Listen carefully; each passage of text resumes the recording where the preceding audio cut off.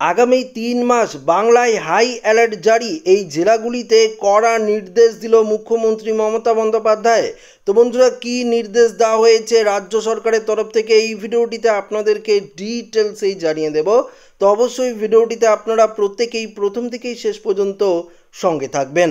ভারত পাকিস্তান যুদ্ধের মাঝেই রাজ্যের বিভিন্ন জেলাগুলির জন্য আগামী ৩ মাস কড়া বার্তা দিল নবান্ন। রবিবার ভার্চুয়াল বৈঠক করে রাজ্যের মুখ্য সচিব মনোজ পন্থ বিশেষ নির্দেশ দিয়েছেন বিভিন্ন জেলা প্রশাসকদের। আগামী ৩ মাস জেলাগুলিতে যাতে খাদ্যের কোনো রকম ঘাটতি না হয় তার জন্য আগাম প্রস্তুতি নিতে বলা হয়েছে।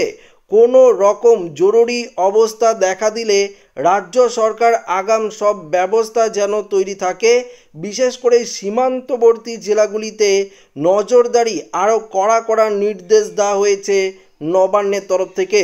তো বুঝতেই পারলেন, সীমান্তবর্তী যে জেলাগুলি রয়েছে সেখানে কিন্তু কড়া নির্দেশ দেওয়া হয়েছে নবান্নের তরফ থেকে, এমনটাই কিন্তু খবর সূত্রে উঠে এসেছে।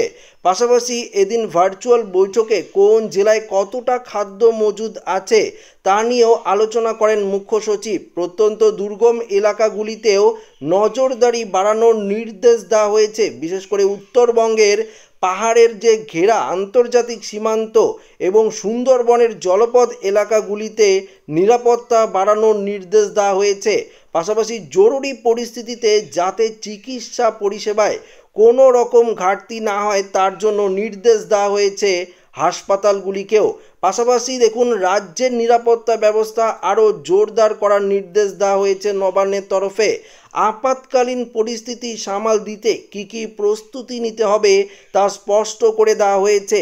রাজ্য এবং কলকাতা পুলিশের তরফে একগুচ্ছ নির্দেশিকাও জারি করে দেওয়া হয়েছে। কোনো জরুরি পরিস্থিতিতে রেডিও, মোবাইল বা অন্য কোনো মাধ্যম যোগাযোগের ক্ষেত্রে যাতে কোনো বিঘ্ন না ঘটে সেই দিকেও নজর রাখার নির্দেশ দেওয়া হয়েছে। কলকাতার পুলিশের উচ্চপদস্থ আধিকারিক এবং জেলাগুলির পুলিশ সুপারদের সতর্ক থাকার নির্দেশ দেওয়া হয়েছে। পাশাপাশি ভুয়ো খবর বা গুজব যাতে না ছড়াতে পারে সেই দিকেও নজর দিতে বলা হয়েছে। এবং আপনারাও কিন্তু কোনো রকম ভুয়ো খবর বা গুজবে কান দেবেন না। রাজ্য সরকার এবং কেন্দ্রীয় সরকারের তরফ থেকে অফিসিয়ালি যা আপডেট আসছে সেটা কিন্তু আপনাদের সামনে আমরা সরাসরি লাইভ আপডেট আকারে নিয়ে আসছি, সেগুলো আপনারা দেখতে পারেন। তো আশা করি ভিডিওটি প্রত্যেকের ভালো লেগেছে। ভিডিওটি ভালো লাগলে লাইক করবেন, বন্ধুদের সাথে শেয়ার করবেন, নতুন হয়ে থাকলে চ্যানেলটিকে সাবস্ক্রাইব করে নেবেন। ধন্যবাদ।